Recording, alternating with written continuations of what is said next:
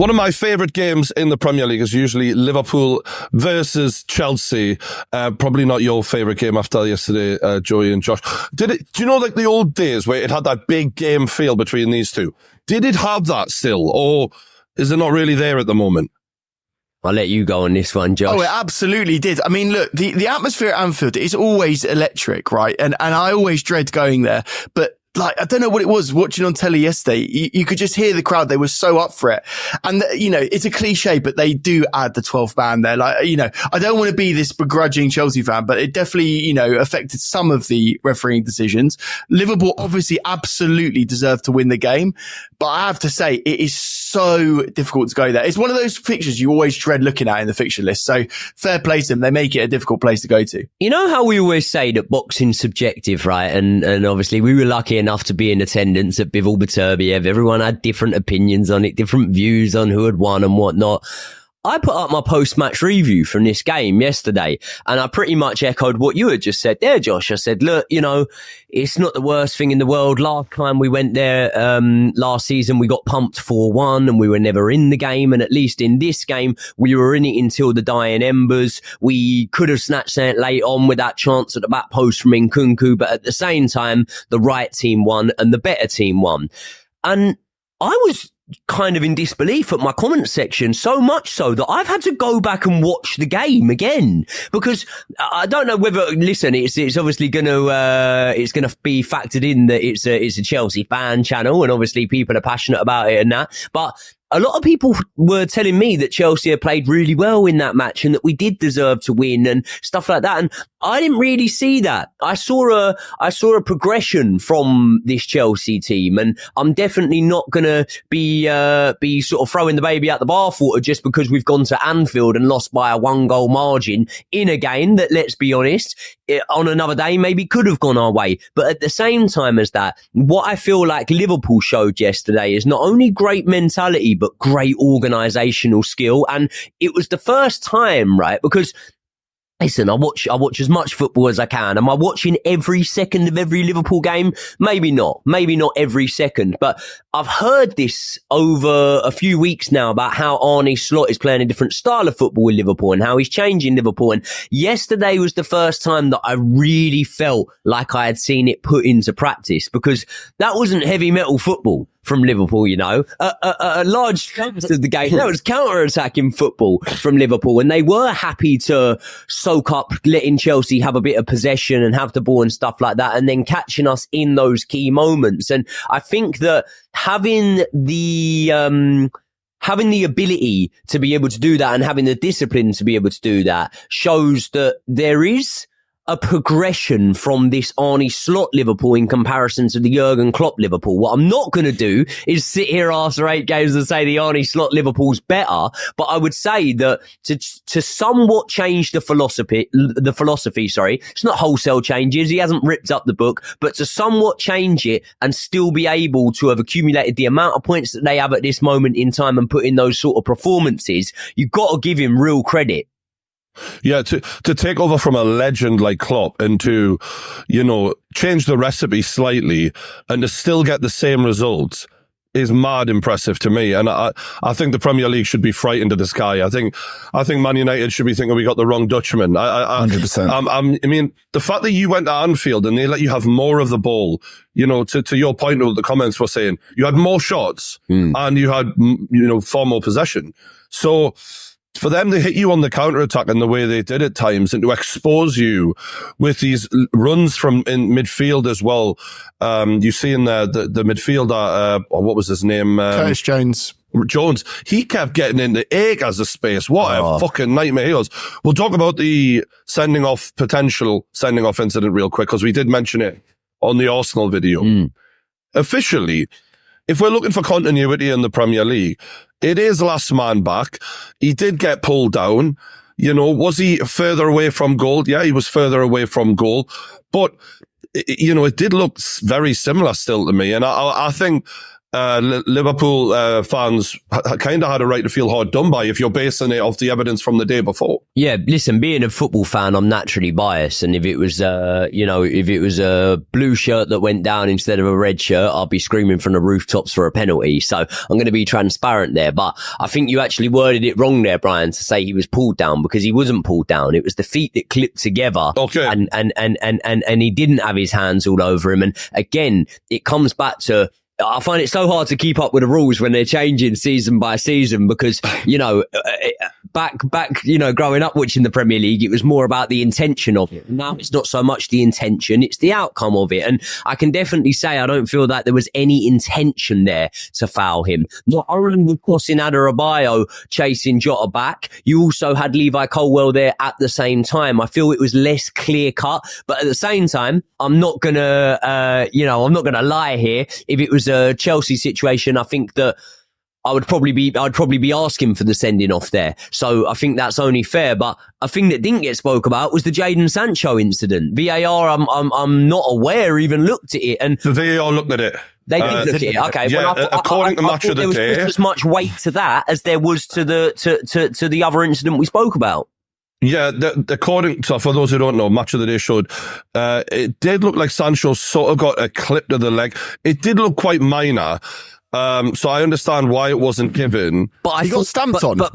He got studded on the top of his foot. It wasn't a clip. It's was so funny, you know, right? Because when you're in neutral and you watch a game, you're just like, yes, know that. And then when it's your team, you're like, he was stamped on. It was TBH. Just want consistency, you know. Just want consistency. That's all we need. But what I'm saying is, in terms of that contact, right? So I think we'd agree, and even as biased Chelsea fans, I think me and Josh would both agree that the contact that happened with Sancho was probably somewhere in the same sort of contact that happened with the Tosin Adarabioyo incident on Diego Jota. Now that one didn't get given, so I can sort of live with the fact that the Sancho one didn't get given. Was Sancho the last man though? No. No, he wasn't, but he was in the box, and I'm pretty sure he was about to wriggle through 2 or 3 men and put it in the back of the net. I'll be honest. I found it a lot harder, and I've only looked at this once, and I just sort of instantly dismissed it. So I might be wrong here, but I found it a lot harder to see that level of contact. The first time I watched it. I actually think, like, watching it live, I thought the referee was questionable in a couple of decisions, but watching it back now, I do think that he's got all of them almost perfect, to be fair. The pen as well. You look at all of the individual decisions. What about the Salah, the dive? Was it a dive? It was a weird moment, wasn't it? Are we talking about the one where it could have been a free kick outside the box, gets in the box and then sort of falls over? I think so, yeah, where the player arrives late and then there's a foot that goes across him. He throws himself to the floor. He's demanding a penalty. Yeah. Is this the penalty they won we're talking about? No. This is the other one. This is the other one. So look, what I think Salah does incredibly well here, and you want all of your attackers to do this, is to sort of draw the foul. Like, you're looking to sort of put your body in a position in which the referee then has to make a decision, right? Win the penalty. And what Salah does really, really well is he puts that, I believe it was his right leg out, puts the right leg out. Colwill does make contacts. I don't actually believe there was any contact on the ball. And so you've got to make a decision in a split second with the referee there to say, was that intentional from the attacking player to try and make a dive? It was interesting actually, because Gary Neville actually said he should have been booked for that, which I think is a bit disingenuous. But yeah, I don't feel that was a foul. But there were plenty of other moments there. Like, you look at the one that they didn't get, the penalty they didn't get, where Curtis Jones goes flying over Sanchez.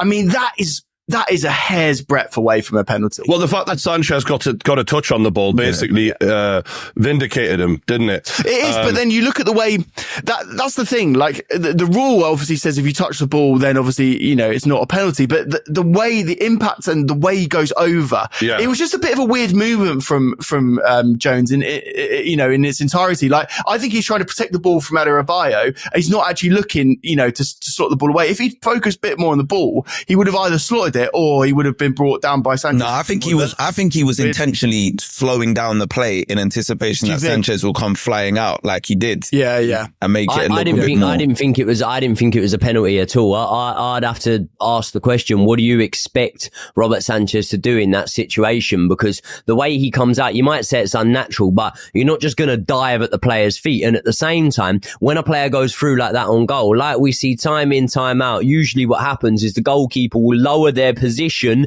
and then what happens? The little dink over the top. So ultimately, Sanchez hasn't moved out the way, but I don't feel like it's his responsibility to move out the way. Yeah. Neither's Curtis Jones. And again, much like I'm saying with the Diego Jota incident where we didn't see a red card for tossing Adebayo, sometimes the fool can make the foul look worse. So when you go tumbling over, it can make it look a lot worse than it was. And listen, it came back to bite us in the arse in the second half, didn't it? Because let's be honest, when Curtis Jones had that opportunity again that he puts away in the second half, one of the main reasons he got to that goal is because Sanchez, in my opinion, was still carrying a bit of a sort of mental fatigue around the incident from earlier on. And that's why he didn't rush to him so quickly, because Curtis Jones's first touch in that moment, I'm not saying it's a bad first touch, but it was definitely a first touch, which I would expect my keeper to be able to capitalise on and get to that ball quicker.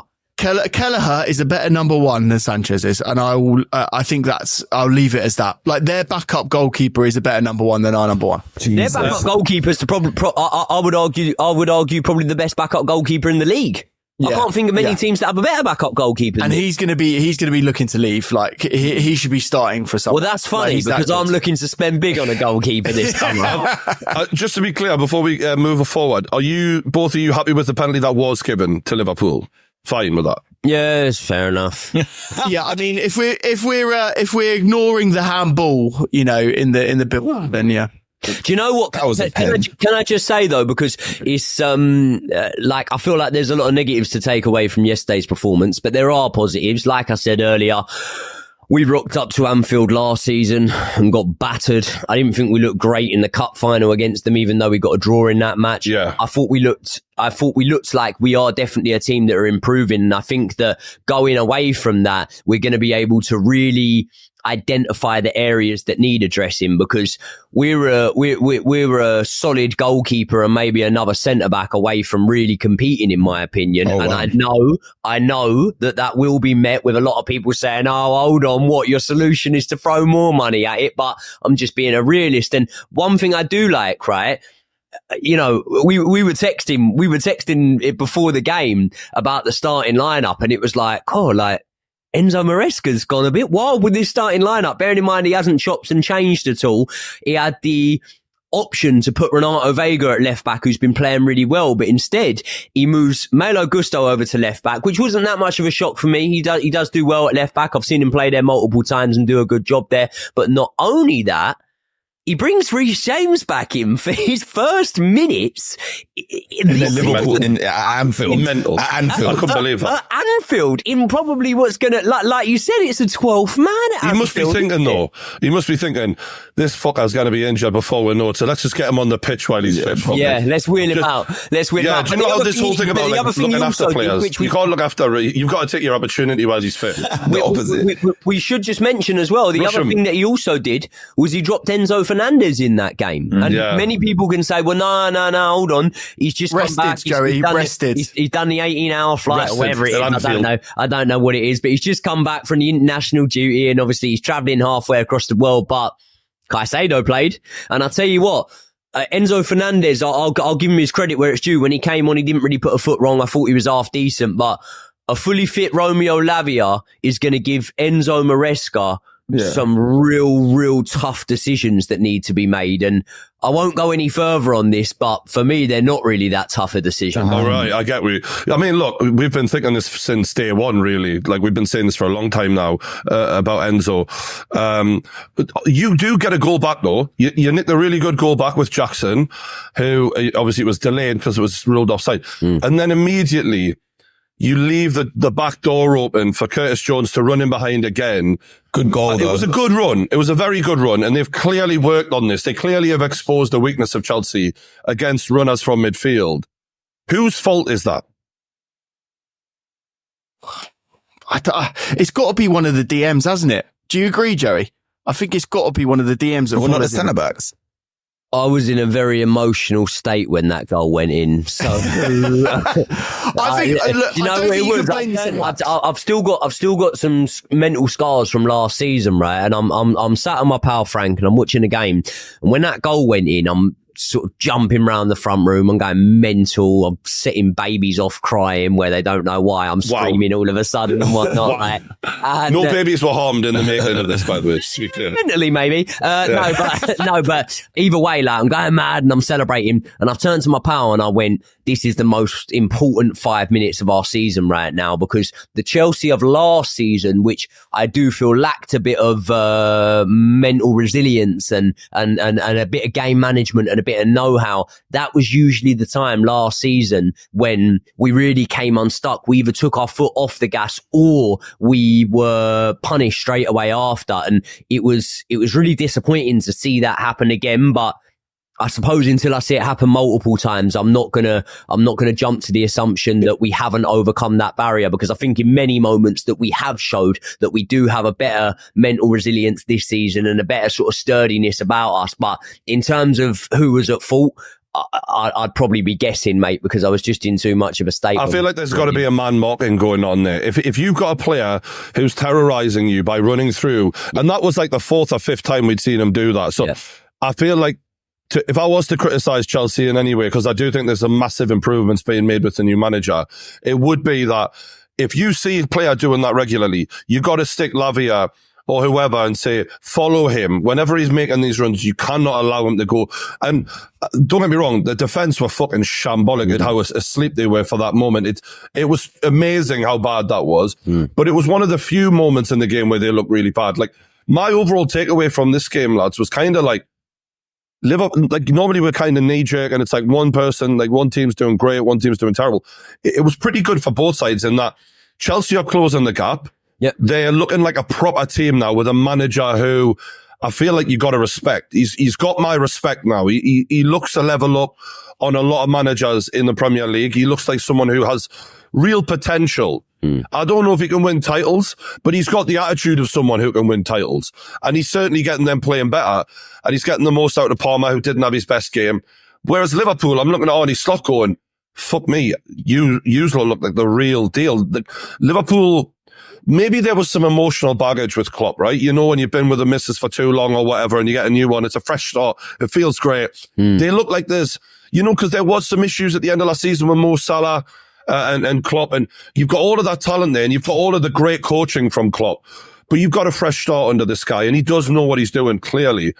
And I don't know. I think I'm excited for both of these sides. I think Chelsea look like they could really get top 4 and then kick on next season. You know, Liverpool look like, with the way Arsenal are not hitting the mark and the way Man City have been accruing the points, but not looking their best either. Liverpool have got a great chance of winning the title. To give one more bit of credit to Arne Slot, I was saying about how they've sort of slipped this, I wouldn't say wholesale changes, but a different style of play, and they've done it quite seamlessly. But not only that, like, Ryan Gravenberch, look at the improvements he's made this season. Trent Alexander-Arnold, I'm not saying he wasn't good last season, but I could probably name 2 or 3 traits before I would actually speak about his defending. And yesterday, he had Jadon Sancho in his pocket, to be honest, I felt that Trent Alexander-Arnold's defending yesterday was really, really good. So I'm not going to go too far over the top. Nothing's one. And Jones, by the way, we got a bit, like, we've mentioned him inadvertently, but I've never seen Jones rip teams up like that before. That he was making smart runs. You could tell they've worked on this on the training. This is what I was going to say about Arne Slot, the most impressive thing. And everyone's talking about, you know, the football looks different and things have changed. One of the most impressive things I've seen about this Liverpool side this season is that all of their decision making seems to be very, very good. Like the passes they pick at key points, the runs they make, the way they cover certain bits of space on the pitch. Like, everyone makes the right decisions. And we've all been there where, you know, you've got good players or you've got a good team, and it's just that final ball or that final pass that just let the whole team down. And with Liverpool right now, like, especially against Chelsea yesterday, like we're talking about who do we blame for that second goal. But the pass from Mo Salah was just like, it was an incredible pass. Like he's just kind of played it just in the corridor. Curtis Jones, you think with that touch, he's kind of let it get away from him and then he's hooked it with his other foot into the other corner. So I just think like Arne Slot's got a lot of these players making key decisions and the right decisions at the right time. But I just want to say something as a Spurs fan. I want to give some flowers to Nicholas Jackson though, because we didn't really touch on him. I was about to ask you, sorry, that was in my head. I thought I need to ask Ryan and Craig their thoughts on Jackson. Nicholas Jackson, man, he is cooking. That's cooking. That is what right now, when he went through on goal, I just knew he was going to score for some reason. And last season, you wasn't saying that. Last season, you was thinking. I mean, against you, we were. Okay, well. I mean, we had about six players on the pitch, but okay. And our players were in your heart. I just had to do that. I know. What did he get 3 goals against us? Out of that, as much as I would like to be biased towards Chelsea, he also missed about 4 or 5 sitters in that game as well. He did. But you can see, like, because you guys were saying as well, you can see. I remember Josh, you saying, and I echoed it to be fair, that there was this little argument between Chelsea, like Chelsea Man United was so shit last season. There was this argument between Højlund and Jackson. It's like, who's better, Højlund or Jackson? And, you were saying that, Jackson is better than Højlund. And you're seeing it now. Like he's young. He's come into this Chelsea side last season. He wasn't supposed to start. He ended up starting and now he's fully taken the reins. And I think he's going to do actually well at the club. He looks like he's got that. I don't know. He's just got that aura about him right now that you want your strikers to have. So big shouts out to Nicholas Jackson as well. 8 goal involvements in 8 games. I think it is crazy. So far. It is 5 goals, 3 assists. Yeah. He's constant. Like he doesn't go missing in games. That's the thing. Like even when he's not getting the supply, he's still making the runs. And you could question not so much the attitude, but sometimes he can get a little bit stroppy with some of the players. I see like when Cole Palmer had his shot yesterday, Nicholas Jackson screaming at him going, you should have passed to me.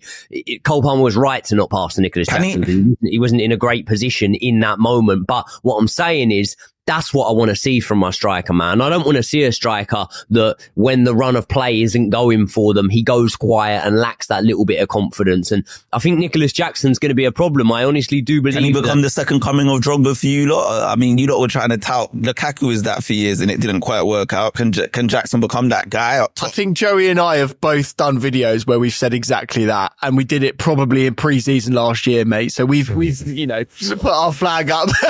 Well, listen, he's you mentioned Lukaku. He's already done way more for Chelsea Football Club than Lukaku ever did. Yeah. But what I would say is, I think if you look at his goal contributions in his first season, that is more impressive than Drogba's in his first season. By the way, by no means, please no one clip this up right now and try and say that, that I'm claiming Nicholas Jackson to be better than Drogba. But actually, that's the title and thumbnail, I'm afraid. There you go, yeah. But if you look at the contribution so far to this Chelsea side, I think that Nicholas Jackson's maybe even started better than Drogba did at that time. And what you got to remember is Drogba came in off the back of, was it winning the Europa League? Definitely being in the Europa League final, a little bit more established, a little bit older in age. And Drogba was an all-out number 9 in a generation where number 9s were not in short supply. He's so different though, isn't he? To compare him, I get the numbers. I think it's fair to compare the numbers. I feel like Drogba as an overall footballer had different levels to his game. That Jackson hasn't. He's still young. He's got time. You know when Drogba was deep, right? And he wasn't ever really deep, to be honest, because he was a traditional number 9. But when Nicholas Jackson drops deep, often, especially when we're about to break, when we're about to counter, when teams are pressing us hard and really, getting their players close to us, I'm often saying to myself, get the ball to Jackson, get the ball to Jackson. And I think that shows not only, look, in terms of goal scoring ability and popping up with those sort of numbers, he's nowhere near Drogba levels yet. But in terms of actually getting a ball, taking it on the turn, sometimes it not looking conventional, but the end product being there in terms of providing and assisting for the players around him, I think he excels in that area as to where Drogba was at at this moment in time in his career. So will he ever become as maybe clinical as Didier Drogba was? Will he ever have the opportunity to have the accolades and to score in as many cup finals as Didier Drogba did? No. So I'm not going to make that comparison, but I'm really, really buzzing. And I think that around 30 million euros or whatever we paid for him, it's a move that's going to look better and better over time. I know there's a big game coming up, lads, against Arsenal for Liverpool. But, you were on the receiving end of this defeat. Did this make you stand up and take notice and go, yeah, they're the real fucking deal this season, this lot? Oh, 100%. For me, do you know what? We haven't really mentioned this. We said that Trent was really good, but the defense, I look at all of the defenders there and I think they're experienced players that have been there and done it at the top level. They're going to be able to compete at the title race. They know what they're doing. Like, as Joe was saying, Trent absolutely locked down Sancho. That was his worst game that he's had for Chelsea. And that's purely because of Trent's ability. Do you know what I mean? Yeah. Like, he completely locked it down. I thought Robertson on the other side, again, to be fair, a lot of people don't really rate him highly, as highly as he should do, really, Robertson. I think he played really, really well. And then with Van Dijk, you're locking it down. And then Konate comes in, wasn't even starting at the start of the season, and he looks exceptional as well. Yeah. So I do think if you're basing a title challenge, we know you've got to, not concede as many goals. I think you've got a very good back line there. And still got Alisson to come back as well. Still got Alisson to come back. I do think that's the type of thing that you build on. And then when you've got the attacking options that they have as well, like, let's be honest, they've got some of the best front four options in the league, I think, in terms of their rotation and also their starting 11. So I'm actually really worried about Liverpool, and they surprised me about how synergist they was as a team. And I was surprised about how seamlessly Slot has taken over. Do you know what Slot said that was really interesting actually in the press conference? He said he hasn't actually had to do that much coaching with these guys because they know when to press. They've had that Klopp, that Klopp DNA running through them. And it's just like, do you know what? You sort of kind of think and you go, that's probably one of the easiest jobs you could take over in terms of the way that Klopp's had them drilled. And it does seem like they're sort of just slipping into it. I will say one thing on Liverpool.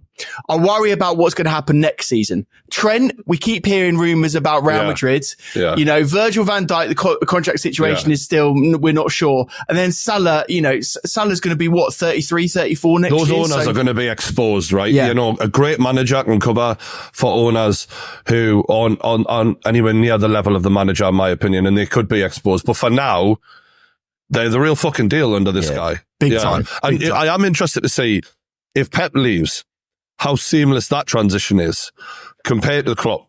Will it fall apart completely, or will it be exactly the same? Or is this what happens when you've got a top coach? Yeah, well, that depends on what happens that depends on the amount of points they get, Docs, really, doesn't it? Because if they are near the relegation zone because they've got 90 points, I can't see all the players sticking around. Imagine Pep leaves when it's just, that would be terrible. Anyway, another topic for another day. We'll wrap this one up there. Thanks everyone. Like the video, subscribe.